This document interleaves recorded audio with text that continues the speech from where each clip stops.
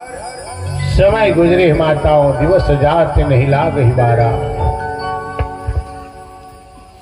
कुछ दिन के बाद भगवान द्वारकाधीश ने कहा, भाई बहुत दिन से द्वारकापुरी को छोड़ करके आया हूं, अब मुझे भी अपने द्वारकापुरी जाने की इजाजत दो। महाभारत की लड़ाई में विजय श्री बनने के बाद, भगवान इतना दिन साथ देने के बाद माता अपने द्वारकापुरी जाने के लिए प्रस्थान किया है। हस्तिनापुर के लोगों ने जय जयकारा लगाई, भगवान को पांचों भाई पांडवों ने विदाई दिया और जैसे भगवान रथ में सवार होकर के बैठे, ले दे के 10-20 किलोमीटर चला होगा, जंगल का रास्ता आया। भगवान रथ में बैठे हैं, टप टिप टप टिप टप टिप टप टिप घोड़ों की टापों की आवाज, और भगवान अपने कानों में अनुभव कर रहे माताओं कि वही रास्ता से जहां से द्वारकाधीश गुजर रहे हैं, किसी अबला नारी की रोने की आवाज आ रही है, तड़प तड़प करके रो रही है। भगवान जान गए कि कोई माँ बहन बिटिया है जिसके जीवन में दुख है, तकलीफ है, पीड़ा है। बोले गांव घर को छोड़ करके जंगल में रो रही है। रथ से नीचे उतर गए मेरे भाई, और जिधर से रोने की आवाज आ रही चले आए। कुछ दूर रोड को छोड़ करके अंदर आने के बाद क्या देख रहे भगवान कि एक छोटे से वृक्ष के नीचे एक साधारण सी नारी है माताओं, जो यहाँ वहां से बिल्कुल साड़ी पहनी हुई है, सिर को ढकी हुई है और सिर झुका करके बोले अहो विधाता से कवचित देहा, तड़प तड़प करके रोती जा रही है। भगवान पीछे जाकर के खड़े हो गए, कहा मां मत रो, आतंक का प्रतीक दुर्योधन का राज समाप्त हो गया। मां मैं द्वारकाधीश कन्हैया तुझे वचन देता हूं कि तेरे साथ जिस किसी ने भी अन्याय किया होगा, जिसने किया होगा, धर्मराज युधिष्ठिर राजगद्दी के राजा है, हस्तिनापुर में भगवा लहरा रहा है, तेरे साथ अन्याय होगा। मां क्या है, क्यों कारण है, क्या रो रही है, किस लिए रो रही, बताना मां। बार बार भगवान पीछे खड़े खड़े चिल्ला रहे माताओं, लेकिन रोने वाली वो नारी ना तो भगवान की ओर देख रही है, ना रोना बंद कर रही, बस रोते जा रही, रोते जा रही। भगवान 2 मिनट 4 मिनट हो गया चिल्लाते चिल्लाते, जब वो नारी नहीं मानी तो भगवान ने क्या किया, बोले उमा कौन है, क्यों रो रही है, अरे कारण क्या है बताना मां। और जैसे भगवान ने रोने वाली नारी के कंधे में हाथ रखा, मां क्यों रो रही बता तो सही, कारण क्या है। और जैसे भगवान ने कंधे में हाथ रखा मेरी माताओं, वो रोने वाली नारी घूंघट यहां से वहां पड़ के रखी, उठाई घूंघट और द्वारकाधीश की ओर देखी। द्वारकाधीश की नजर उस पे पड़ी। भगवान थोड़ी देर के लिए अवाक हो, सन्नाटा छा गया। बोले क्यों, क्योंकि माताओं रोने वाली नारी कोई साधारण नारी नहीं, वही 5 पांडव की मां थी जिसकी नाम है कुंती।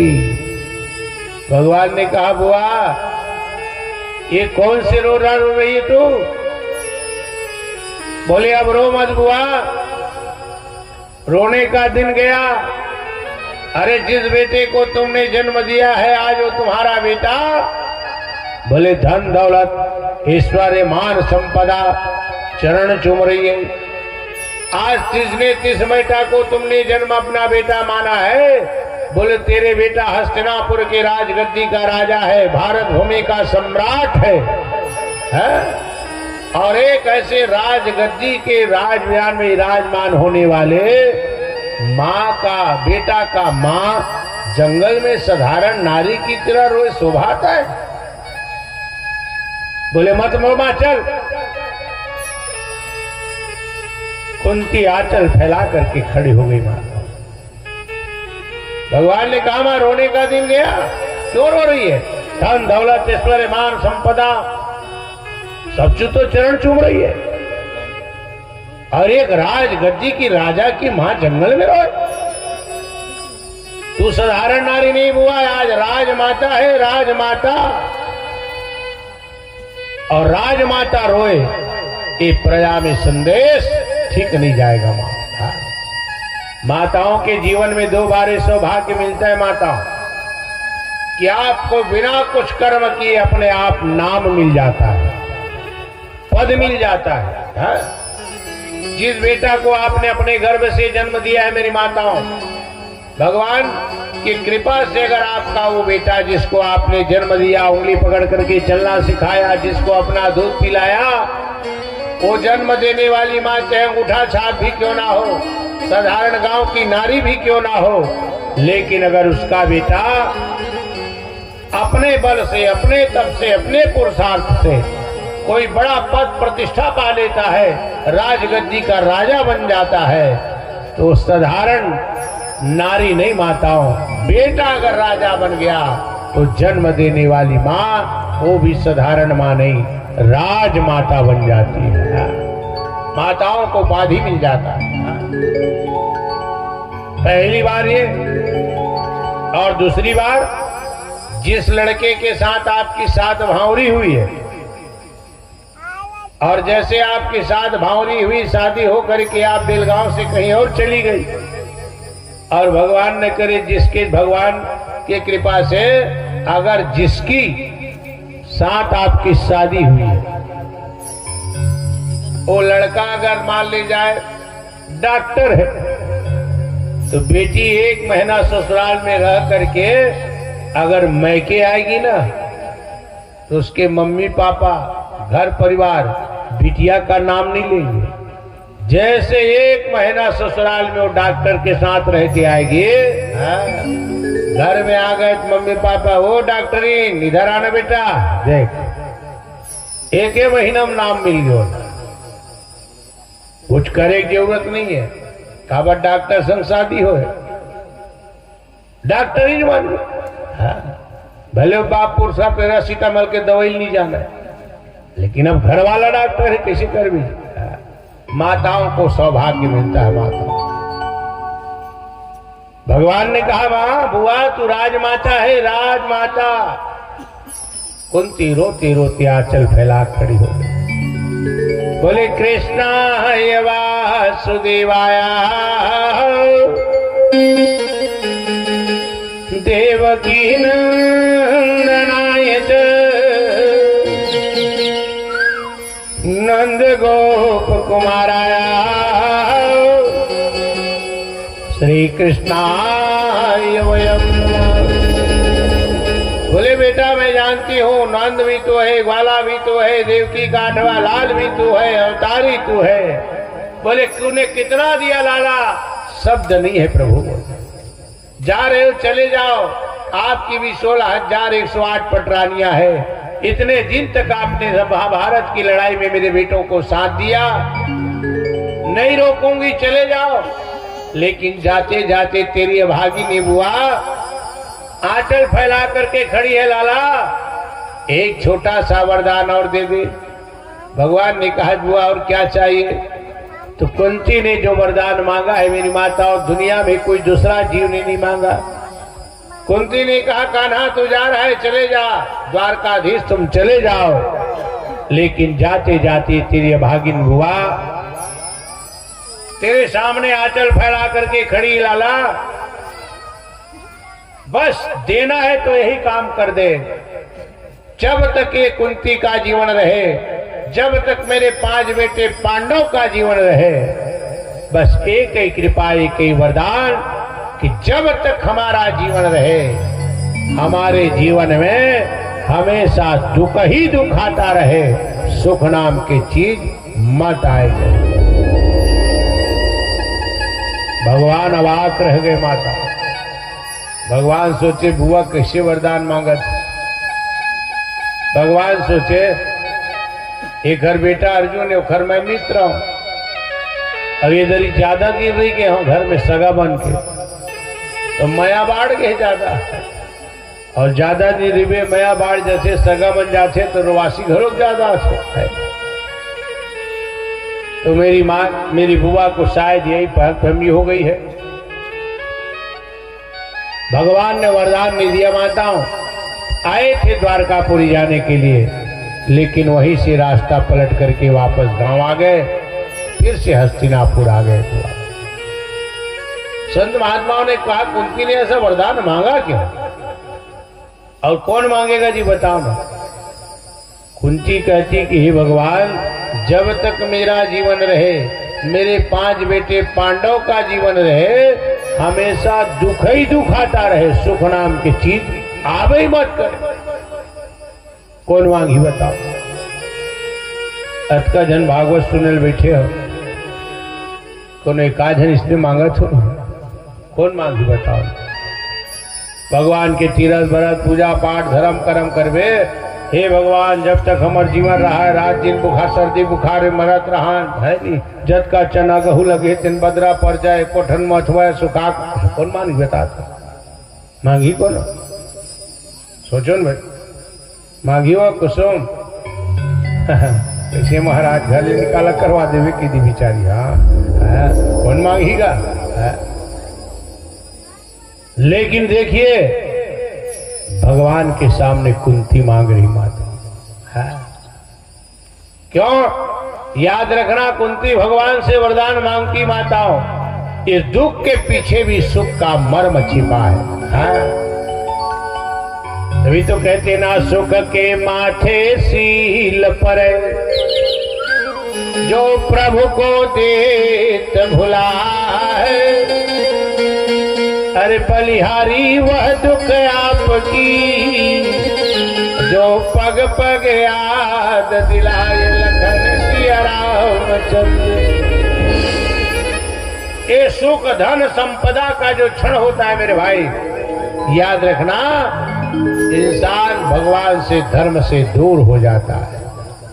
और दुख का क्षण बोले पग पग याद दिलाए, दुख में इंसान हमेशा भगवान को याद करता है? दुख आगे तकलीफ आगे तो दुनिया में किसी के पास जाओगे तो हरण करने वाला नहीं, एक ही है जो नाम भगवान है आदमी। लेकिन जब तक दुख हो आदमी जपो अच्छी बात है, याद करो अच्छी बात है, लेकिन सुख में उसको भूलना नहीं है। और हम क्या करते हैं, दुख का क्षण आ जाए भगवान को नमन वंदन याद करेंगे, और सुख का क्षण आ जाता ओ भाई के कहा कौन भगवान काखर भगवान है। आदमी देखो 80-90 साल 95 साल के डोकरा हो जी, तब हो लाफलफ जिया थे। अब का है, बेटा हो गए, बहू हो गए, नाती हो गए, अब कार दिया था मर्जन मने पट ले नहीं महाराज, मर जाते हैं कोई बात नहीं। वो नाती के घेनो नाती 2 महीना बाद है सुंदर हो नाती है वही है महाराज, वो नाती की डिलीवरी होने वाला है महाराज, वो नाती के कहूँ लिखकर देख लेते हैं। ओहो हारे मोर नाती के ओकर बाद टोप ले जुड़ा जाती छाती की छाती। अच्छा बात, अब भगवान न करे भगवान के कृपा हो गए ते जी गए, और बाद नाती भी देख डरे, और बाद घर में चल लेंदा भारित नाती नाती करत रहेगा, भगवान की कृपा आगे, भगवान की कृपा होगी बने नाती आगे। सुंदर सत्यनारायण के ठन कथत करा ले भाई। तार महाराज कहाँ कहाँ बात लग उठिया था है? अरे अटका दिन के मांगत मांगत में नाती है महाराज, कौन तो कथा सुनी था। छठी कर्म महाराज, देसी बम्फर पार्टी हुई तो कथल कौन सुनी थी। अच्छा समझी सजना ही का इसने फोकट में हुई है। क्या है माताओं, देने वालों को भूल गए। याद रखना भूलना नहीं है। और जहां जीवन में हम ये कर्म करते हैं, याद रखना जहां इंसान का जीवन धर्म से विलग होता है, सत्कर्म से विलग होता है, भगवान नाम से पृथक होता है, जीवन में दुख को आने का मार्ग वहीं से मिलता है मेरे भाई। घर में रहो, परिवार में रहो, पत्नी के साथ रहो, बेटा के साथ रहो, लेकिन उनके साथ रहते रहते वो धर्म को भगवान को हमेशा याद करते रहो। यही कथा का संदेश है, भूलना नहीं है। और हम थोड़े सी वैभव माया के चक्कर में पड़ते हैं, उस मायापति को ही भूल जाते हैं। आज महारानी कुंती कहती है, बात को समझिएगा, जीवन में हमारा दुख था, क्यों मांगी बात बताना समझना। कुंती की सोच ये माताओं, जब तक मेरे बेटे पांडव के जीवन में दुख थी, तकलीफ थी, महाभारत की लड़ाई था, दुर्योधन का छल था, प्रपंच था, कपट था, और जब तक मेरे बेटे दर दर भटक रहे थे, हमेशा द्वारकाधीश वो दुख के घड़ी में हमारे साथ में सामने खड़े रहता था। है ना, बात समझ में आ रही है? कुंती की सोच, जब तक मेरे बेटों के जीवन में, मेरे जीवन में दुख तकलीफ का भंडार भरा था, दुर्योधन का आतंक था, छल प्रपंच कपट था, महाभारत की लड़ाई थी यानी तकलीफ थी, तब तक मेरे बेटों के साथ मेरा द्वारकाधीश मेरी नजरों के सामने खड़े रहता।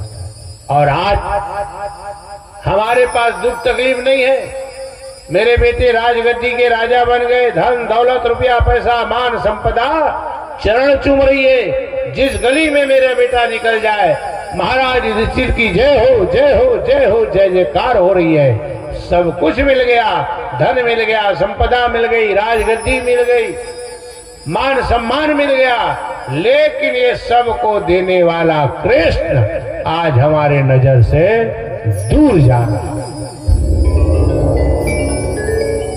कुंती सोचती है, अरे तुझ जैसे द्वारकाधीश मेरे नजरों के सामने रहे, इसके लिए कुंती हजार दुख सहने के लिए तैयार है, लेकिन कृष्ण नजर से दूर हो जाए ये स्वीकार नहीं है। दुख होगा, कन्हैया नजरों के सामने होगा। माताओं, ये त्याग है, ये परमार्थ है, असली सच्ची श्रद्धा है, ये सच्ची भक्ति है। और हम लोगों के जीवन में है कुंती जैसा सोच, बस दुख का जीना हो, मंदिर में जा भोलन जी हो, तोरे कृपा चाहिए प्रभु के साथ, और बाकी दिन भगवान के फोटो माढ़े तेन चिड़ई मन खोंधरा कर डरे। तो भगवान के मुनि चिड़ई मन भी टोटक ठोनक के पूछिए नहीं बेचारा घर। नहीं मेरी माताओं, हमेशा भगवान को याद करो, पल पल क्षण क्षण जब भी फुर्सत मिल जाए तो भगवान के हमेशा मन से जुड़े रहिए। वही सार्थक है, वही असली है। ये दुनिया में जितने भी रिश्ते नाते हैं, मान के चलिए नकली है, कुछ दिन के लिए है। आज हो कितना भी ये रिश्ता जोड़ लो मेरी माताओं, एक दिन टूट जाएगा। यही इसी बेलगांव में रह करके उस जगतपति जगदीश से मन से रिश्ता बना लोगे माताओं, दुनिया में कोई माई का लाल तोड़ नहीं पाएगा, इहलोक से परलोक तक साथ हो जाएगा। यही भागवत का संदेश। इसलिए कुंती जैसा विचार पवित्र पात्र होनी चाहिए मेरे भाई। कुंती को भगवान वरदान नहीं दिए, रख ली, वापस आ गए, कुछ दिन साथ में रहे, भगवान फिर से जाने के लिए तैयार हुए। और जैसे भगवान फिर से जाने के लिए तैयार हुए माताओं, तो क्या हो रहा है, भगवान जैसे राजसभा में बैठे हैं, यशवस्थामा आज भी बदले की तलाश में घूम रहा है कि कैसे मेरे पांडवों ने अपमान किया उसका बदला लो। और जाना बात को समझिएगा कि यशवस्थामा ने सोचा 5 पांडव अब सयाना हो गए हैं, ज्यादा दिन जिएंगे नहीं, ये मर जाएंगे। तो बोले 5 पांडव के बाद उसके राजगद्दी का राजा कौन होगा? तो बोले द्रौपदी के 5 बेटे थे, उसको तो मैं मार दिया। अब ये 5 पांडव जाएंगे, उसके बाद हस्तिनापुर के राजगद्दी का राजा कौन होगा? तो बोली एक ही नारी है जो गर्भ धारण की है। कौन? यही महाराज अभिमन्यु, उसकी पत्नी का नाम है उत्तरा माता। पति जो है वीरगति को प्राप्त हो गए हैं, मर गया है। दुर्योधन के कुचक्र में चक्रव्यूह में घेर करके मार डाले। किसको? अभिमन्यु को। और जिस समय अभिमन्यु का मरण हुआ, उसकी पत्नी यही उत्तरा गर्भ धारण की थी माता। अश्वत्थामा ने जाना कि इसी के गर्भ से जन्म लेने वाला बेटा ही पांडव के कुल परंपरा को आगे बढ़ाएगा। अश्वत्थामा ने सोचा, माताओं, अगर जन्म लेने से ही पहले अगर इसके गर्भ में पल रहे बच्चे को अगर मैं मार दूंगा तो बोले पांडव का कुल यही कि यही समाप्त हो जाएगा, फिर आगे कोई राजगद्दी में बैठने वाला नहीं होगा। और पांडवों ने जो मेरा अपमान किया है उसका ये सबसे बड़ा बदला होगा। ये सोच करके माताओं, यही उत्तरा के गर्भ के अंदर पलने वाले बालक को मारने के लिए कथा परंपरा कहती ब्रह्मास्त्र का उपयोग किया। भगवान की जाने की तैयारी है, हजारों की लोगों की भीड़ लगी है। कृष्ण भगवान द्वारकाधीश की जय हो, जय हो, जय हो, जयकारा लग रही है।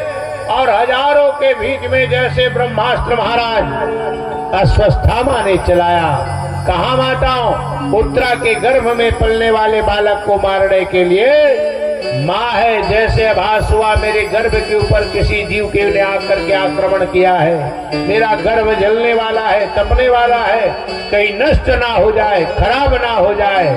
संत महात्मा कहते हैं, लोक भूल गई, लाज भूल गई, मर्यादा भूल गई, तन मन का सुध नहीं रहा, कमरे से निकली और पाहि पाहि माम गोविंदम त्राहि माम जगतपते। ओ बावली की तरह, हे कृष्ण मेरी रक्षा करो, रक्षा करो, रक्षा करो।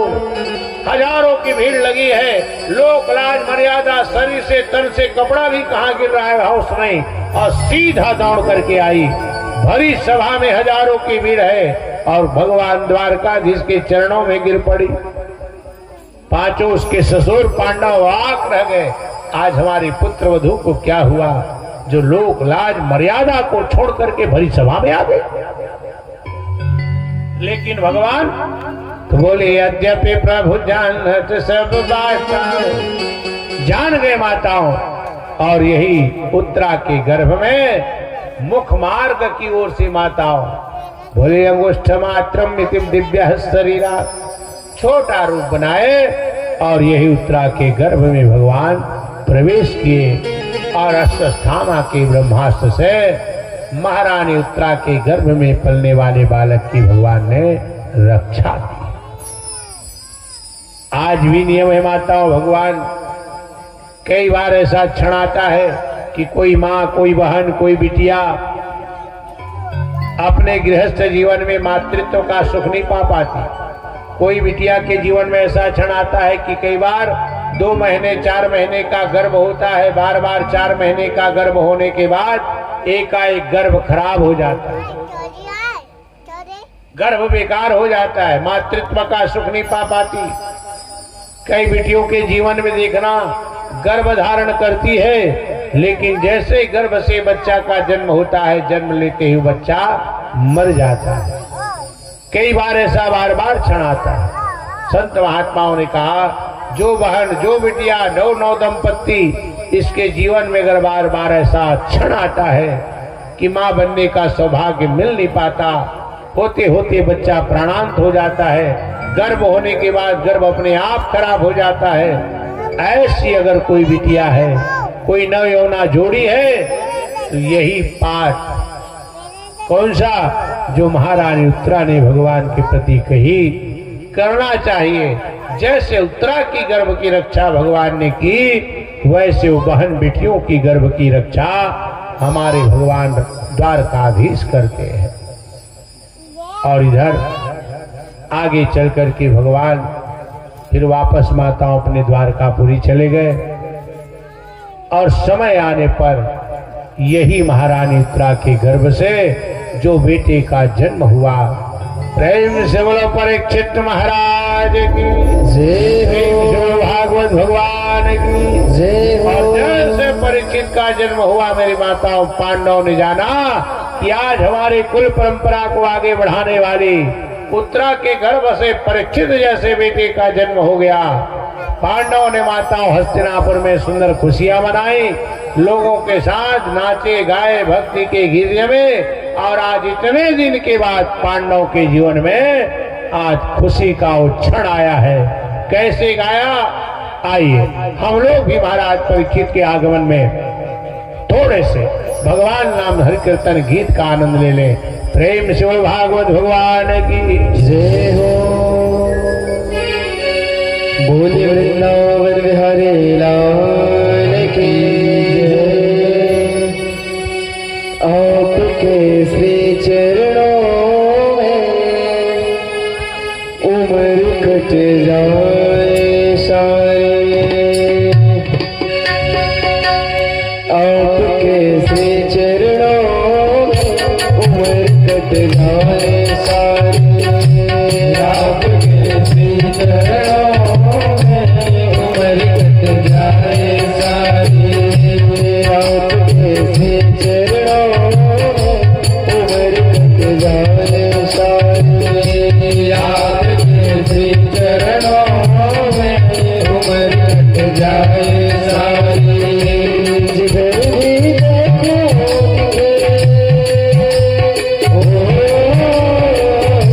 जिधर भी देखो दिखे और छवि श्याम तुम्हारे, आपके श्री चरणों में उम्र कट जाए सारी, आपके श्री चरणों में उम्र कट जाए सारी।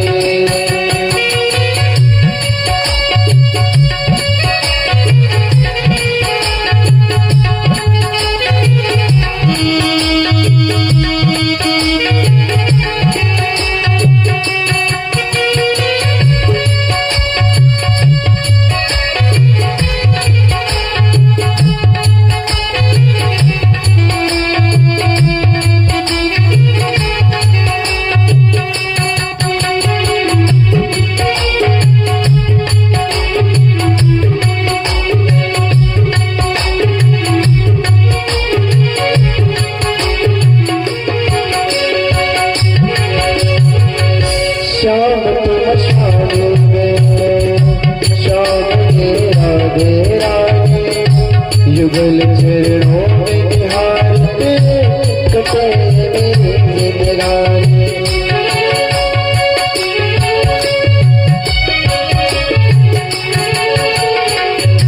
श्याम तुम श्याम में श्याम मेरा दे रानी, युगल चरणों में निहारते कटे मेरी जिंदगानी। मैं तो बस चाकर तेरा,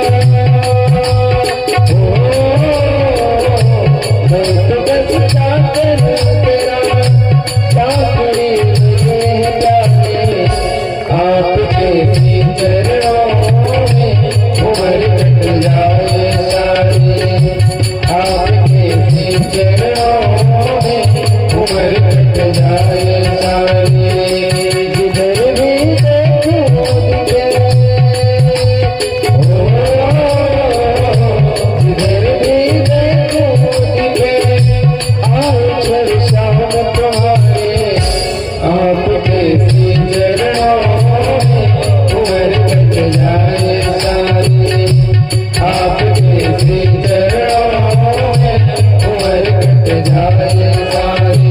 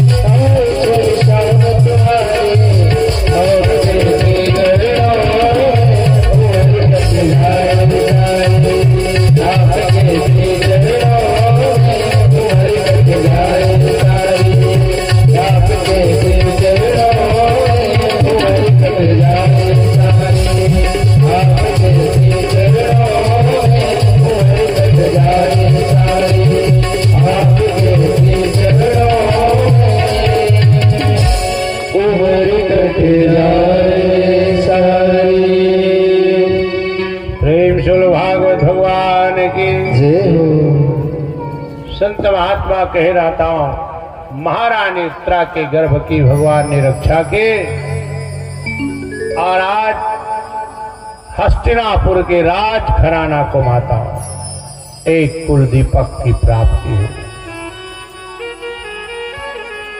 ये परंपरा देखिए माताओं, ज्ञान जो होती है ना, कहीं से भी मिल सकता है। एक गुरु का ज्ञान होता है, एक सत्संगत का ज्ञान होता है, और तीसरा ज्ञान कुल परंपरा से बड़ों से पाया हुआ ज्ञान होता है। कई साधु संत महात्मा किसी को सदगुरु बनाया आपने, उससे जो मंत्र मिला, ज्ञान मिला, ये कौन सा ज्ञान हो जाएगा? गुरु ज्ञान। कहीं कथा पूजा भागवत सत्संग सुनने गए, वहां से वाणी मिली, ज्ञान मिला, ये क्या है? सत्संग का पाया हुआ ज्ञान। और कुछ ज्ञान ऐसे होते माताओं जो बिना कुछ देखे, बिना कुछ सुने, देख करके ही सीखा जाता है। ये क्या है? कुल परंपरा से मिला हुआ ज्ञान। और कुल परंपरा से मिला ज्ञान किसको कहते हैं? जैसे घर के आप बड़े हो और घर के बड़े होने के नाते सुंदर आचार विचार व्यवहार को बना करके रखे हो। घर में सुबह शाम ठाकुर जी की सेवा करना है, शाम को दिया अगरबत्ती करना है, समय आ जाए, व्रत आ जाए, त्योहार आ जाए, मंदिर देवालय जाना है, मंगलवार शनिवार का दिन आ जाए, हनुमान जी महाराज को चोला चढ़ाना है, नारियल फोड़ना है। ये अगर अपनी आदत में आप बना करके रखोगे, कोई बताने की जरूरत नहीं मेरे भाई। बेटा भी आपको देख देख करके जानेगा कि मेरा बाप अरे ऐसे ऐसे कर्म करता था, उसका बेटा हो। अरे ज्यादा नहीं करेगा, कम करेगा, लेकिन कम से कम वो आपको देख करके ज्ञान बिना बताए बेटे को मिल जाएगा। ये क्या है? बड़ों से घर के अंदर प्राप्त किया हुआ अनुभव का ज्ञान है। हाँ। इसलिए पहले बड़े कुछ करो, बड़े सुधर जाओ, अब तो छोटे सुधरेंगे जी। घर में माताएं हैं, सास हो सुंदर, उसके अनुसार अपने नियम को, धर्म को घर में परिवार में बना करके रखोगी, आपको देख देख करके बहू परंपरा डालेगी, बहू मानेगी। अब मान ले जीवन में कभी सास ही नहीं कुछ धर्म कर्म नहीं किया है? और बहू से उम्मीद करोगे तो आज के बहू तो मार डाले, तोले 10 गुना के हो, डोकरी हो गए, वो ताज के बिचारी। तो ये घर से मिला हुआ ज्ञान है माताओं। हाँ, देखिए कुंती महारानी, उसके जीवन को देखो, अभी अभी कथा सुने हो। जब जब जीवन में दुख और तकलीफ आए तो किसको याद करती थी माताओं? भगवान कन्हैया को याद करती। कुंती की बहू कौन है? द्रौपदी है। द्रौपदी के जीवन में दुख कब आया? देखिए प्रमाण। भरी सभा में दुशासन साड़ी खींच रहा है, दुर्योधन ठहाके लगा रहा है, दुशासन निर्वस्त्र कर ले लाओ, जंगे में बिठा दो। लगी है सभा माता, दुशासन साड़ी खींच रहा है, पति पांचों वहीं बैठे हैं सिर झुकाए। लेकिन देख लो ज्ञान का महत्व, एक बार भी अपने पतियों को नहीं बुलाई कि आओ मुझे बचा लो। और जैसे दुशासन ने साड़ी का पल्लू खींचना शुरू किया, कुंती किसको याद करती माताओं? भगवान द्वारकाधीश को याद करती है। आओ द्वारकाधीश, एक बहन की लज्जा की राज रख लो। आओ गिरधारी, आओ बनवारी। और संत महात्मा कहते हैं, भगवान को जैसे ही महारानी द्रौपदी याद की, कई कई तो संत महात्मा कहते हैं थोड़ी देर के बाद भगवान आए और कुछ मिनट मात्र, सेकंड मात्र भी भगवान नहीं आते, तो शायद महारानी द्रौपदी की लज्जा की रक्षा नहीं हो पाती। लेकिन अंतिम क्षण में भगवान आ गए। बाद में द्रौपदी महारानी पूछी, महाराज, बोले प्रभु आप इतना जाना ही था तो इतना देर के बाद क्यों आए मुझे रुला करके? तो भगवान ने कहा, बहना महारानी द्रौपदी तुम मुझे द्वारकाधीश, हे भगवान द्वारकाधीश करके बार बार पुकारी, तो चूंकि तुमने द्वारकाधीश करके पुकारा तो मुझे द्वारका से आने में देरी लग गई।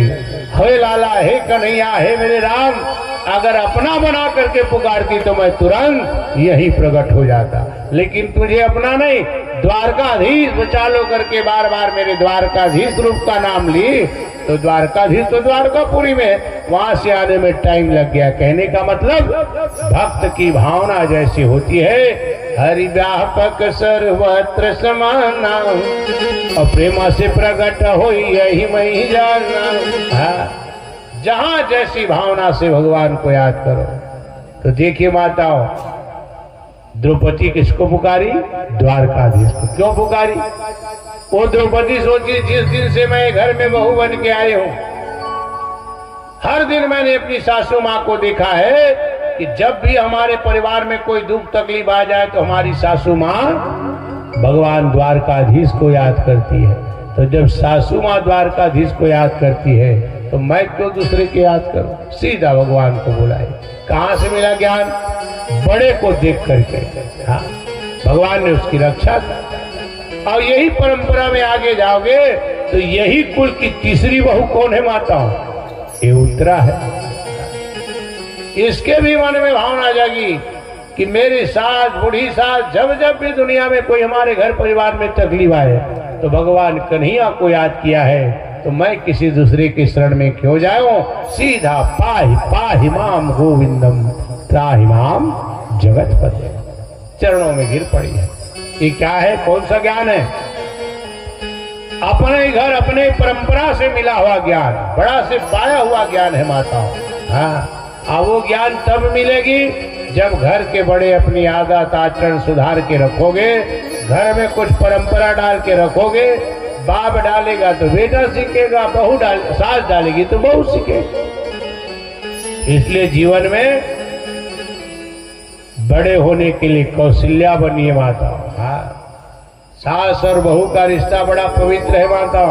हाँ, लेकिन क्या कर में आज के जमाने में सबसे बड़ा खतरनाक रिश्ता हो गया, दुनिया में सबसे बड़ा डेंजर। हाँ, आदमी अगर कोई परेशान है तो भाई तो गे घर घर की कहानी, सास बहू। क्यों? याद रखना मेरी माताओं, महारानी सीता रामायण पढ़ते हो आप लोग, जब बहू बन के आई तो उसके जीवन में कितनी सास थी माताओं? 3 सास थी, 3। सीता के जन शास्त्री से 3 जन, कौशल्या, सुमित्रा और केकई, 3 सास बताओ। लेकिन अनुभव करके देख लो आप लोग, 3 सास हो के बावजूद भी कभी सास बहू बीच में लड़ाई होएगा? नहीं होएगा। तो फिर भी कितना आनंद, कोई लड़ाई झगड़ा नहीं, फिर भी वो सीता सुखी थी माता।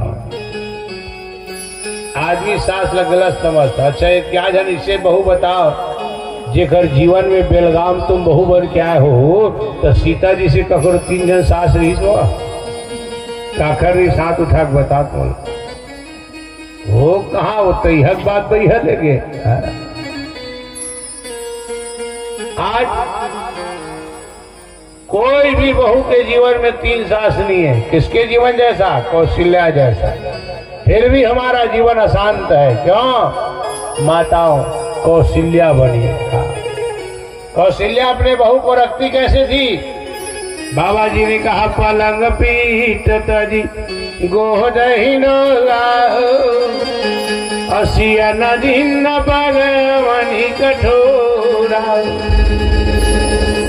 कौशल्या बनिए माताओं, और आप कौशल्या बनोगे तो निश्चित ही बहू सीता जैसे मिलेगी। हाँ, और आज दिन कहूं के कई बार के कांव कर में है, तो कहां सीता जैसे बहू पावे वो है?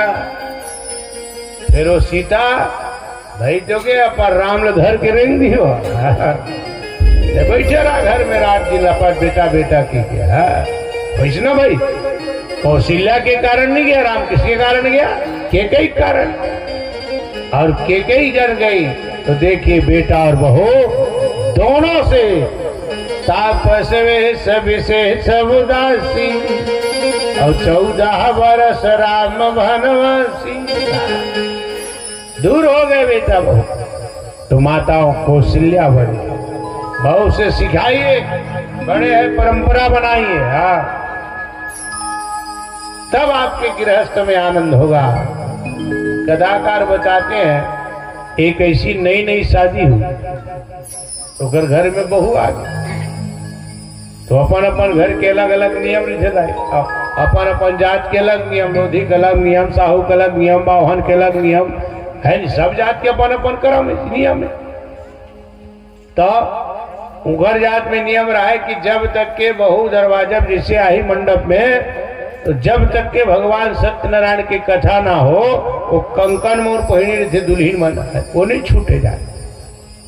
तो नवा दुल्हीन आ रहा है तेन घर के परछी में बैठे रहा है, मरवा अंगना में गड़े रहा है, तो सास रहा है तेन कथा होना है, तो दुनिया भर के पूजा के सामान लावा जाए रखा जाए, लावा जाए रखा जाए, फिर लावा जाए रखा जाए। और नवा बहू आ रहा है तेन चुपचाप बैठे बैठे, अब घर तो बिताली कंकन मोर नहीं छूटे है, काय काम करी हो। ओकर संग में एक जन डोगरी ऐसन बिठे रहा है, टुकुर देखत रहा है। पहली जवान में शादी हुए ना तो घर संग में दुल्हीन आवे, तो घर संग में एक धन दू जन डोगरीन बनावे, लोग कढ़ीन का है पहली आवे भैया। आजकल नंद आ गया, आजकल के दूल्हे मन बड़ा चतुर हो गए। आजकल कहाँ लात बताओ, बहुत ऐसे गाड़ी धर के जाते भैया मन जो दूसरा तीसरा सीटें नहीं रहा है, वो एक आज को डोगरी ढाकी तैयार होती ना, वो लोग कढ़ी फलाना दाई जाऊँ, कहाँ जाएगी लोग कढ़ी, बोले कहाँ बैठी, वो आप नियम है तो नहीं संग बैठे, कहाँ तो वहाँ जगह नहीं हूँ मैं तो बैठने ट्रैक्टर में डोगरी, कौन ट्रैक्टर में मरे जाए, परंपरा बांधो। हाँ नहीं जाए, पहले ऐसे रहा है तो दूज हम लोग कढ़ी संग में अगल बगल बैठती, दूल्हा से कौंटम बैठे रहा।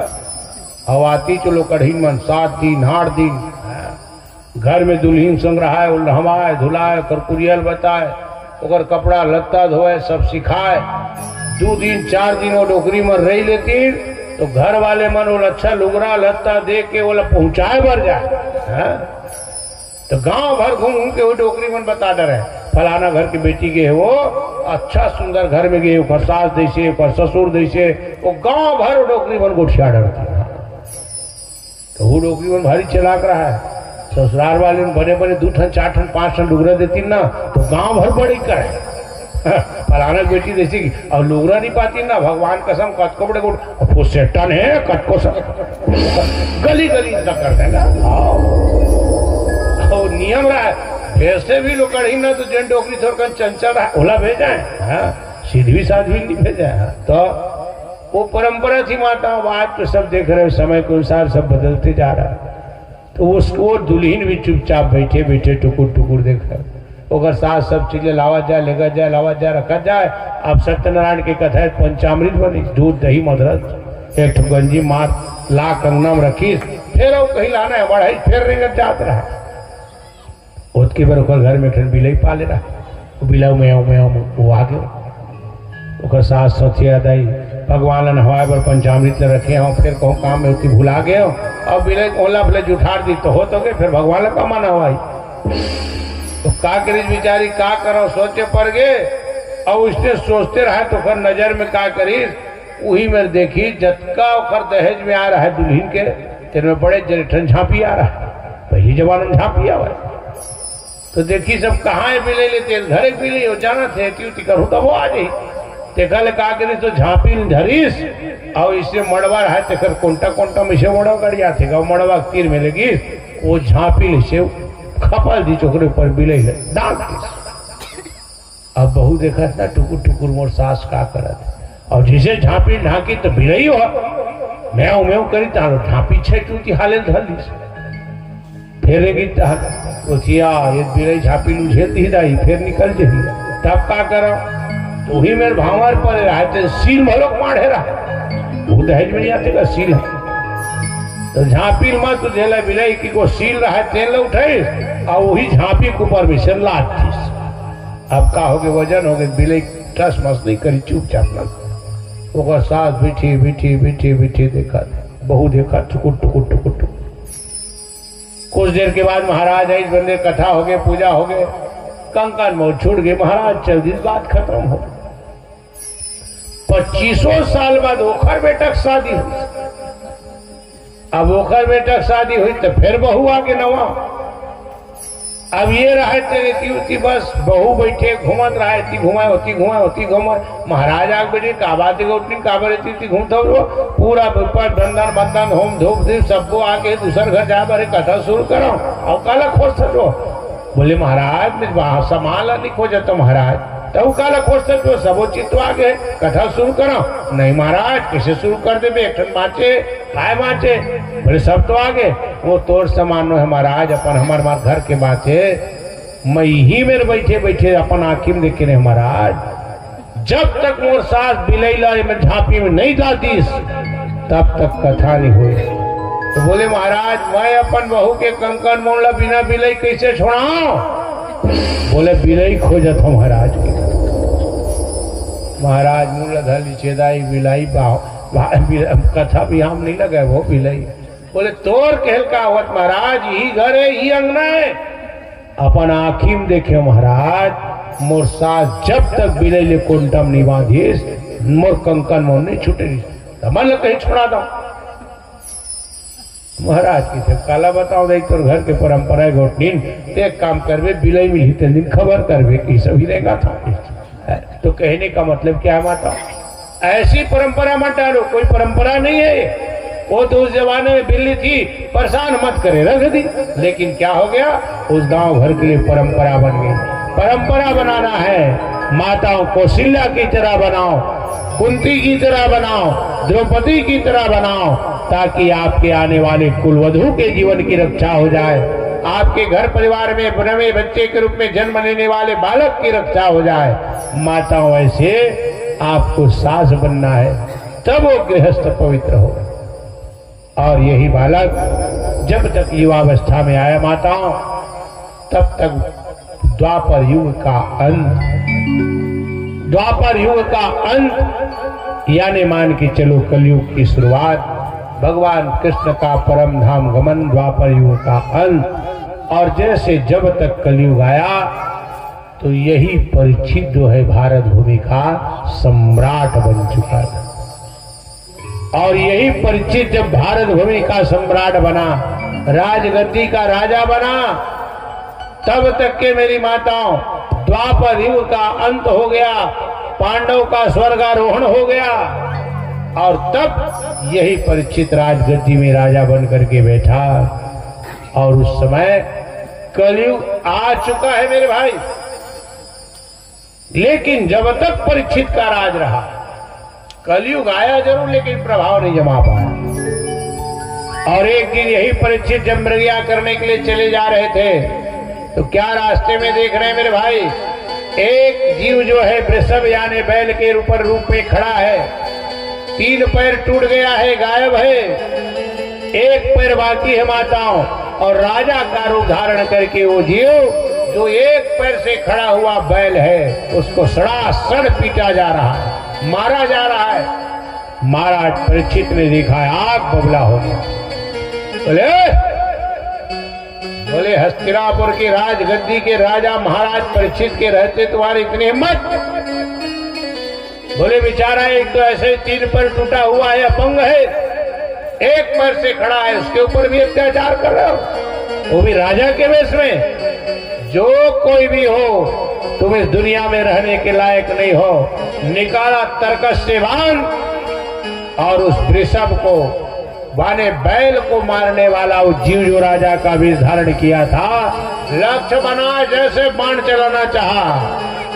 माताओं कौन था वो कोई और नहीं कलयुग था कलयुग। जाना परीक्षित के कोप का शिकार ना हो जाओ। छोड़ दिया मारना और त्राहिमाम शरणम गता, बोले हे राजन मेरी रक्षा करो रक्षा करो रक्षा करो। परीक्षित के चरणों में गिर पड़ा मेरे भाई। ये 3 पैर से खड़ा हुआ जीव कौन था माताओं? बैल नहीं था माताओं, वो धर्म था। धर्म के वैसे 4 चरण बताए हैं। धर्म के 4 चरण कौन कौन से? याद रखना, सत्य, व्रत, तप और दान। ये धर्म के 4 चरण हैं जिसके बदौलत धर्म खड़ा है। कौन कौन से 4 पर मेरे माताओं? सत्य, व्रत, तप और दान। लेकिन जैसे जैसे युग का अंत होता गया माताओं, एक एक पैर कटता गया धर्म का। और आज कलयुग के आते आते कलयुग में ना 4 पैर में से 3 पैर टूट चुके हैं, कट गए हैं। कौन कौन से? कलयुग में धर्म सिर्फ एक ही पैर से खड़ा है, 3 पैर टूट गया है। कौन कौन से 3? सत्य रूपी पैर गायब है, तपस्या तप रूपी पैर गायब है, व्रत अब देख ही रहे हो कहां सत्य है दुनिया में। झूठ ही लेना, झूठ ही देना, झूठ चवेना है। आज झूठ का बोलवाला है, कहां सत्य को मानने के लिए जीव तैयार है। झूठ प्रपंच करके ये बोल बोल के लोग राजगद्दी के राजा बन जा रहे हैं। कई जनाजे बताते महाराज पहली वाले राजा बने तेने एक किस्त माचे 6 में क्या ही तय कर दे। तो एक ठन का किस्त माचे 6 महाराज, अब तुम किसान बन जानू तो हमला का करना। तो कहने का मतलब क्या है? झूठ प्रपंच के द्वारा आज लोग सत्ता में जा रहे हैं।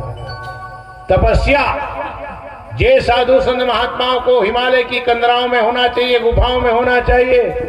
आज देख रहे वो साधु संत महात्मा आज साधारण जीव जितना योगी, जितना साधारण जीव के जीवन में सुख साधन नहीं है, उससे कहीं ज्यादा सुविधा होगी। ये तपस्वी हो गए, तो तप भी नहीं है। और व्रतों कहाँ है दायो? ले दे के एकादशी भर माचे वो एकादशी दुआ सा खाए भर है। आजकल के एकादशी वाले में निश्चित आएगा कैसे घुमा था 2-3 आज एकादशी ने आज काय कर बॉस कट लगा थी तो घर में बैठे भर ता बैठ के तहाँ लोग खाना पीना ही नहीं, टाइम नहीं कहा काय करी, बस बुराई करत थे। कखर बहु कहाँ जाते, कखर बेटा कती रिंगा थे है ओखरे बार उपासक ओतकोल हो गए तो काल दुआ सा काश आगे की खोजा था हो कर घर गे साग लाल बारी डाल ले ओखरे बार उपासक। आज के दुनिया में एक ही चीज बचा है, वो है दान। और ये दान रूपी पैर से जो पृथ्वी खड़ी थी माता, धर्म खड़ा है, कलयुग उसको भी मार देना चाहता है, उसको भी काट देना चाहता है। लेकिन राजा परीक्षित की नजर पड़ गई, दान बच गया मेरे भाई। और भागवत में लिखी हुई बात में कितनी सच्चाई है मेरे भाई, आप अनुभव करके देखो। भागवत ये कहती है कि कलयुग में 4 चरण में एक पैर सिर्फ दान के भरोसे दुनिया में धर्म टिका हुआ है, तो कितनी सच्चाई है अनुभव करके देखिए। वाकई में आज के दुनिया में आदमी पूजा करे ना करे, पाठ करे ना करे, सत्संग करे ना करे, लेकिन जितनी ज्यादा दुनिया आधुनिक होते जा रही है, दान के प्रति लोगों के मन में श्रद्धा उतने ही ज्यादा बढ़ती जा रही है। आज कितने दानी है दुनिया में, अनुभव करके देखो आप, कितने दान कर रहे हैं। कभी कल्पना करके देखना मन में आपस में अकेले में सोच। अरे उस जमाने में तो एक ही हरिश्चंद्र था जिन्होंने अपने सत्य के लिए सर्वस्व का दान किया। आज तो ना जाने गली गली में कौन हरिश्चंद्र बन के घूम रहा है, पता भी नहीं है। लाखों करोड़ों रुपया कोई मंदिर दिवाले के दान पेटी में ऐसे डाल देता है माताओं जैसे 2 रुपया 5 रुपया का सिक्का हो। कौन डाला है, किसने दिया, पता ही नहीं है। आज देख रहे यही दान के प्रभाव से जो मंदिर दिवालय है, साल में एक बार चूना में पोताने के लिए पैसा नहीं होता था, आज वो मंदिर दिवालय में सोने चांदी की परत चढ़ रही है। कहां दुनिया जाओगे जी? अभी 22 तारीख के देखो रामलला अयोध्या में विराज रहे है जी। 22 जनवरी को भगवान राम जी की प्रथम तल में बाल रूप की प्रतिष्ठा होने वाली है। ये रामलला का मंदिर बनाने के लिए माताओं लगभग 2100 करोड़ रुपए का बजट है। कितने? 2100 करोड़। और इतना बजट उसका तय किया है और अभी तक के गांव गांव हर गली गली से एक गरीब से लेकर के अमीर तक हर घर से इतना दान गया है, इतना दान गया है। मन में कल्पना करो 2100 करोड़ रुपया अभी से पार कर गए हैं, बताइए। और जितने वहां बन रही है टीवी में अगर आप देखते होंगे तो याद रखना उसमें 1 रुपया गवर्नमेंट का नहीं लग रहा है, सरकार का एक सिक्का भी नहीं लग रहा है। वो भारत भूमि के आप जैसे हर गांव में, घर में, गली में निवास करने वाले भारत भूमि का एक मजदूर से लेकर के राजा महाराजा तक जिसने 10 रुपया दिया, 10 रुपया से करोड़ों तक, जैसी श्रद्धा तैसी उसके अनुसार दान। और आज भव्य राम मंदिर 22 तारीख को पहली बार 500 साल के बाद रामलला अपने अयोध्या में विराज रहे। ये है दान। अनुभव करें भाई कितनी दान के प्रति श्रद्धा है। दूसरी भाषा में मन में अनुभव करें, हमारे आपके गांव की परंपरा में शीतला मां आता हो, शीतला हर गांव में शीतला होती थी।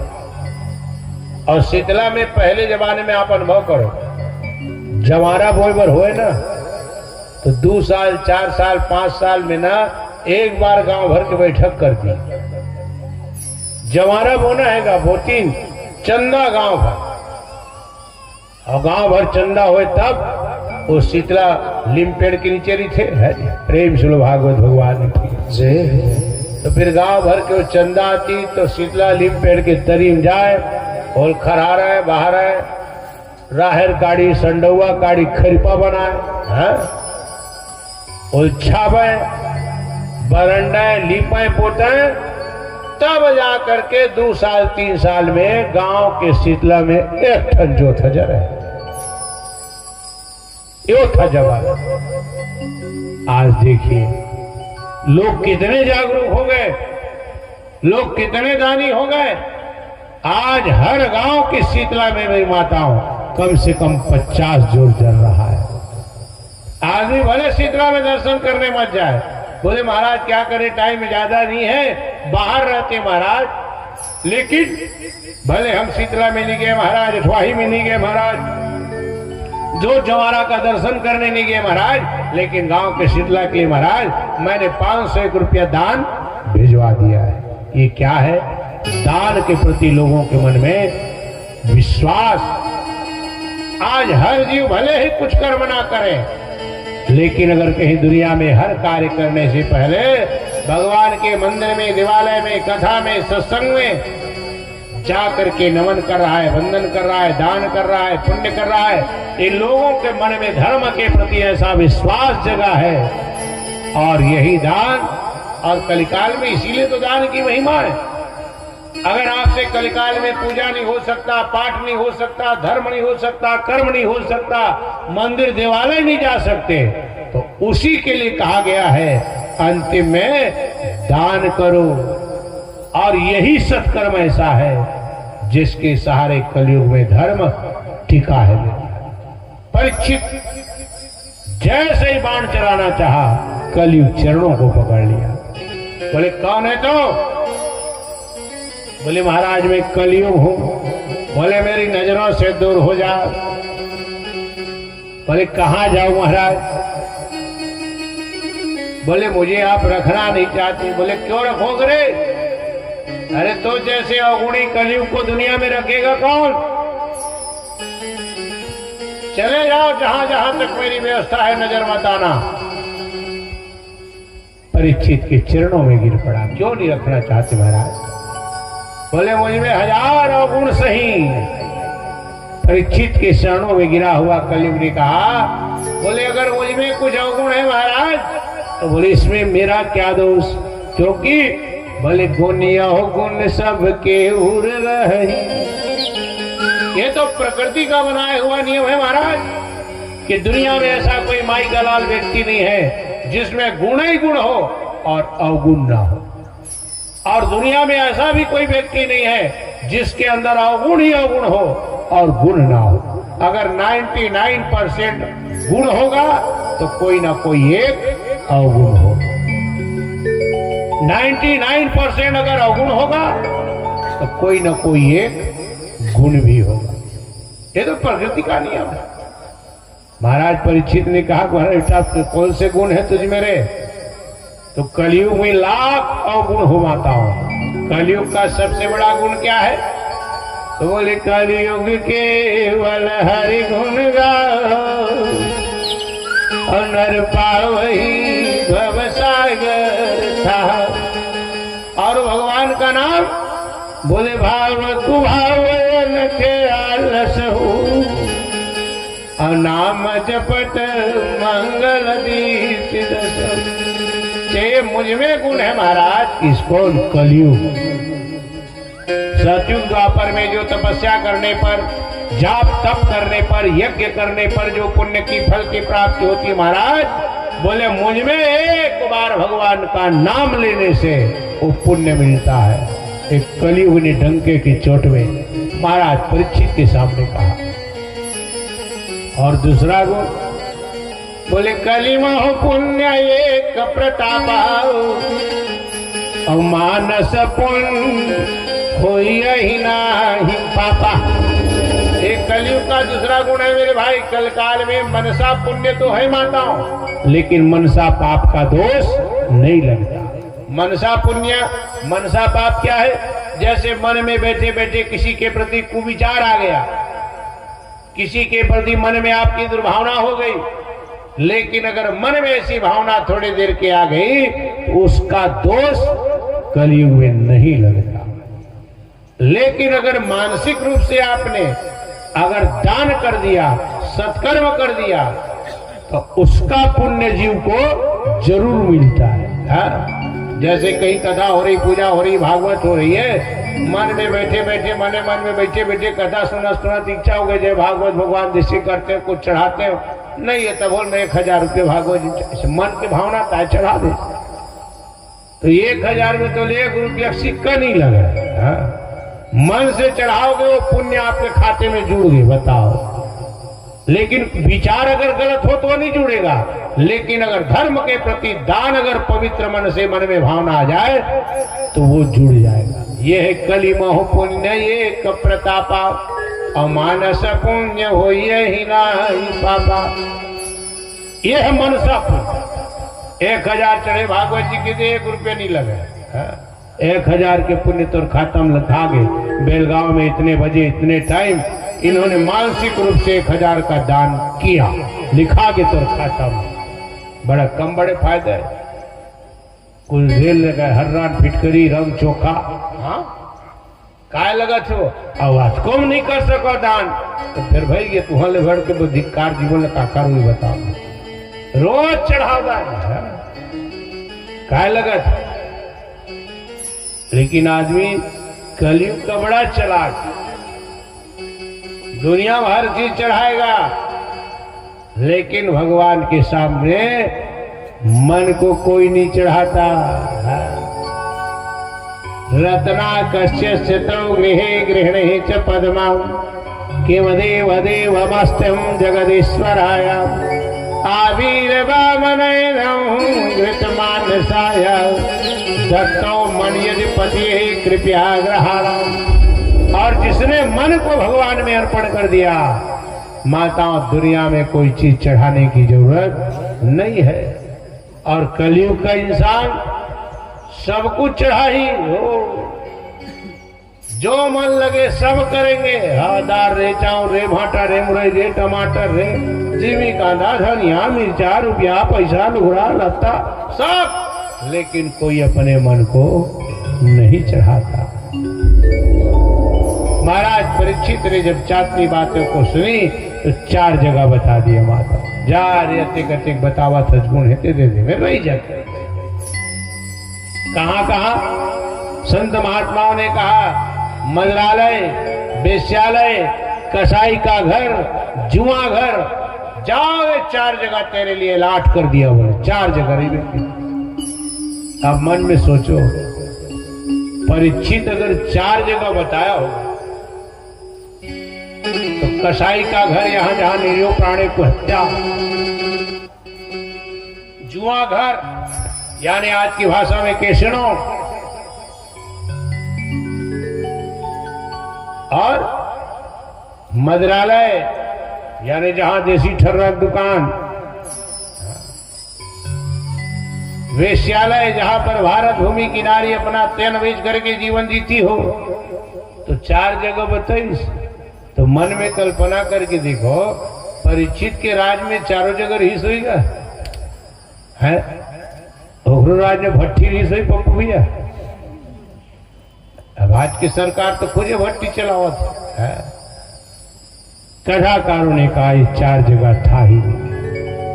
अब 4 जगह था नहीं तो फिर राजा परीक्षित ने उसको दिया क्यों? बोला क्यों कि 4 जगह रह जाओ?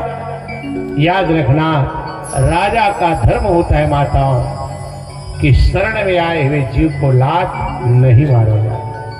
आप लोग भी कहते हो महाराज दुश्मन भी घर के दरवाजे पर आ जाए तो डंडा नहीं महाराज, 1 लोटा पानी पूछना ही पड़ता है। राजगद्दी का राजा है, शरण में आया हुआ है, पैर पकड़ा है और राजा का धर्म कहता है शरण में आए हुए जीव को लात नहीं मारी जाती। इसलिए माताओं अपने राज धर्म को निभाने के लिए ये 4 जगह बता दिया। ये 4 जगह रह लो कहने का मतलब मेरे जगह 4 है ही नहीं, कहने का मतलब डायरेक्ट नहीं इनडायरेक्ट रूप से बाहर हो जाओ।